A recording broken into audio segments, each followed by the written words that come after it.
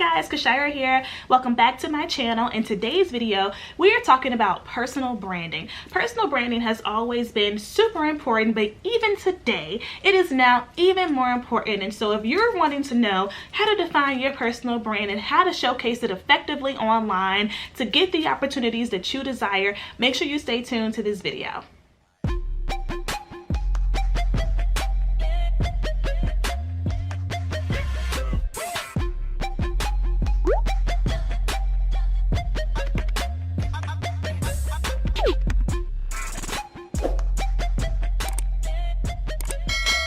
If you don't know who I am, my name is Kashira. I am a business strategist and I specialize in helping women entrepreneurs develop magnetic messaging, package their expertise into high-end coaching programs, and selling those programs organically online. For more videos on branding, business, and my entrepreneur vlogs, make sure you subscribe to this channel. So let's go ahead and jump into personal branding. So I have a couple of steps written down for you to help you just gain a little bit more clarity on this process. The very first thing I have to do though is explain to you what personal branding actually is. So when we hear the term brand or branding, we may think about logos and websites and commercials and things like that. And that's a part of your brand strategy, but those things are not your brand. Your brand is your unique differentiator that helps people to identify what's different about you from another person, and that comes from the actual textbook definition of branding from a business standpoint. So from a business standpoint, the brand is what differentiates one product unique from another, right? So when you put it on a personal standpoint, if you are going to interview for a tech job as a software developer and there's 17 other software developers interviewing, what makes you different or stand out from those people? As a business coach, if there are 10 other business coaches that someone is considering, what makes me unique and different from those other business coaches, right? So one example I like to give in my workshops is, think about this. If you go to the grocery store and you go in the water aisle, there are 10 different brands of water or more, right? And we all have a certain brand that we gravitate towards. Some people are Fiji drinkers, some are smart water drinkers, things like that. And if you ask people why they enjoy those brands of water, they have a laundry list of answers. But for some people, they're like, why? It's just water. And water drinkers are like, no, it is not just water. And so you want to have that same approach when it comes to your personal brand and how you want to be seen and how you want to be viewed. So the first step in this process is to actually understand where you're starting from. So you want to do some self-evaluation, and you really want to be honest and not sugarcoat this. This is for you. So you want to make sure that you're not half-stepping. So a couple of things I want you to evaluate include your strengths. Think about your natural gifts and abilities, things that you're just always been gifted at. Some people are really gifted at singing. Some people are really gifted at writing, speaking, things like that, right? So writing those things down. Then think about your skills. So these are things you've honed and developed over time. For example, you may have a skill in web design, a skill in project management, a skill in public speaking, right? And so documenting those things, and no skill or strength is too small. So write all of them down. From there, I want you to evaluate all of your work experiences. So part-time work, volunteer work, full-time work, your educational experiences, documenting all of those things and thinking about your biggest accomplishments, what value you brought to the table. Start to pull up some old performance reviews, thinking about what people always said about you, whether it was your peers or your managers or whomever else. Because a lot of times those things will be leading factors in us figuring out our brand, right? A lot of times you may look at your past experiences and realize that you always shine the best when you were leading a project, or you shine the best when you were given full creative control over design, or you shine the best when you were given the lead role in the fundraising project, right? And so those things typically will shine a light on where your brand is and what you're already known for. From there, I want you to think about your goals and the legacy you want to leave behind. So this is really important in shaping and crafting your brand, because we all have a brand whether we know it or not, but sometimes that brand may not align with what we want to be known for. And so we need to think about what are our immediate goals. So if you're looking to build a business, you're looking to maybe leave your career, start a business, or maybe the business has nothing to do with the career that you've been doing, you have to think about, again, defining what you want that business to be known for and what you want to be known for.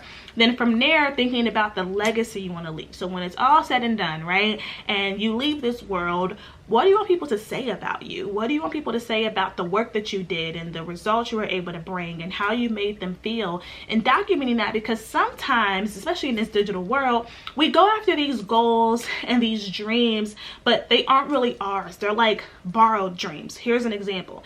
You may get on Instagram and see a lot of influencers who are being sent, like, let's say clothes and shoes and hair and stuff. You're like, oh, I want to get sent that. So my dream is to be an influencer. But a lot of times that's not really your dream, and you just want the free stuff, but you may not actually enjoy the work that goes behind having to photograph all of that stuff and making videos and, you know, really putting in the work to become an influencer. Like, your true dream, you know, may be something totally different, but we have to really spend time with ourselves, getting to know ourselves and really defining these things, because when you start to go after this dream and start to build this brand, it's going to be a lot of work regardless. And so if you're going to do all of this work, you want it to be something that you care about. A lot of times when people struggle with being inconsistent, it's because they're actively going after things they really don't care about. So make sure that you're being honest with yourself and getting clarity on that. Next thing I want you to do is consider some assessments, and this step is optional, but if you find yourself really struggling with getting your thoughts on paper, you can always take assessments to help you gain clarity on some of your key skills. And so some of the assessments I recommend include StrengthsFinder, the Enneagram, Kolbe, Myers-Briggs. There's a ton more, but those are some of the more popular and established assessments that you can take. You can also create your own assessment to send to your family and friends off of the theory from the Johari's window theory, excuse me. So the Johari's window theory is, it's a psychological term. You can actually Google it to find more research on it, but the Johari's window is basically a 4-quadrant grid that you develop. And so in quadrant 1, you actually list out how you describe yourself. In quadrant 2, you want to then, this is where you have to create your own survey, you want to then give your friends a survey, and it's better if it's anonymous, where they are listing words that they would use to describe you. And it's actually easy if you're making a Johari window. It's easier if you give them a word bank. And don't just put all, like, you know, fluffy stuff in there. Like, put like real stuff in there in the Johari's window. So that way you can actually make this, because if you don't, a lot of times it's going to be messed up, because people may say that you're loving, but they may say it in a bunch of different ways. Like, oh, she's so sweet, she's so caring, she's so loving. Like, those are all the same thing, right? So in the first quadrant, you put, you know, what you said about yourself. And then the second quadrant, you put all of the things your friend said about you that you also said about yourself. In the third quadrant, you put all of the things your friend said about you that you didn't say. And then in the fourth quadrant, it's just like an unknown. And that's where you put all of the words that neither you or your friends picked. And so that third quadrant is known as like your blind spots, right? The things people said about you that you didn't say about yourself that are maybe unknowns to you, right? So you may find out people think you're really analytical. Maybe they think that you're competitive. Maybe they think that, you know, you are a natural leader, right? And so that type of assessment actually helps you to figure out what kind of brand you already have. My favorite thing to do in addition to that is posting on social media and asking people, you know, how would you describe what I do for a living? Because my brand is deeply ingrained in my business. So I'm always trying to do a pulse check to see, do people really know what I do? Is it confusing? Things like that. So those are some examples of things you can do if you need help with defining your brand. So now the step 4, now we're going to get into creation mode. So the first thing I now want you to develop, now that you have clarity on your goals, the legacy you want to have, your strengths and skills, and how you're already viewed, is I want you to develop a personal brand statement. And so in this instance, a personal brand statement, I'm actually going to leverage it as your personal tagline. So your one-line pitch, how would you describe yourself in one sentence? I typically use this one sentence when I'm introducing myself on camera, on live streams, on my podcast. I use it on my Instagram bio, my Twitter bio. I use it if I'm in a room and I'm introducing myself before asking a question. I use that one-line pitch a ton. So that's also really good to have. Then from there, I want you to develop your personal biography, right? This is something that you may use on LinkedIn, on your website, you know, in a picture book you may make about yourself. So you want to write it in third person and really bring together your brand story. So really thinking about, you know, what you do, who you do it for, so thinking about your target audience, thinking about your relevant experiences, whether that's work or volunteer. You want to list your accomplishments, and then also just kind of end it and round it out with any educational experiences that may be relevant. So you want to have a personal biography, and I want you to write your personal mission and personal vision statements. You can Google a ton of examples of these, but the mission is more so from a company standpoint. It's like a why do we exist, you know, who do we serve, what goals are we trying to accomplish, and then your vision is more about your long-term, like your long-term vision, basically, right? So the vision statement is typically like, what is the long-term effect of the work that you do? Like, what do you want that impact to be? So that's where you really tie in that legacy piece. Oftentimes, unless you are a business owner, you may not actively publish your mission or vision, or if you do, you may ingrain it within your bio. But I like people to have that because it helps you to stay on track, and it helps you to make sure that the things that you're engaging in, whether that's on social media or just real life opportunities, that they actually align with your brand and your goals. And then the last step here is to select platforms that you want to showcase your brand on. So if you are new to leveraging social media for personal branding, I would encourage you to just start off with one platform first and then grow from there. So that could be Facebook, Twitter, Instagram, YouTube, whatever you want it to be, LinkedIn. Pick a platform and create your personal brand page. On LinkedIn, that's typically going to be your personal LinkedIn page, but on Facebook, you can create a personal brand page, a business page. On Instagram, you can create a whole new business page. On Twitter, you can create a separate account, and these are accounts you're going to use to develop and showcase your personal brand. Typically, you'll leverage these accounts to share your content and share your thoughts and opinions as relevant to your brand. It's not necessarily something you're going to use for like personal things like family and, you know, that kind of stuff. So picking that place to share your content and building your profile. So this is where you're going to leverage, again, your personal brand statement, your bio. This is where you're going to leverage some headshots that you may have, things like that. And my last piece of advice here is to make sure you are sharing content at least once a week that showcases your thought leadership. And thought leadership is something that I'm really big on. But with the personal brand, if you want to be known within a certain space, you have to be seen as someone who frequently comments on that space. So if you want to be a leader in marketing, you need to talk about marketing, right? And this is bigger than just asking for a sale or talking about what you do at work, but this is you actually now actively talking about trends in marketing or new tech in marketing, or doing live case studies on certain marketing campaigns that you've seen, really highlighting your thoughts and your experiences. And you can do this in a number of ways. You can do this through blogging. You can blog directly on LinkedIn. You can do this through long form captions. So captions are typically like multiple paragraphs.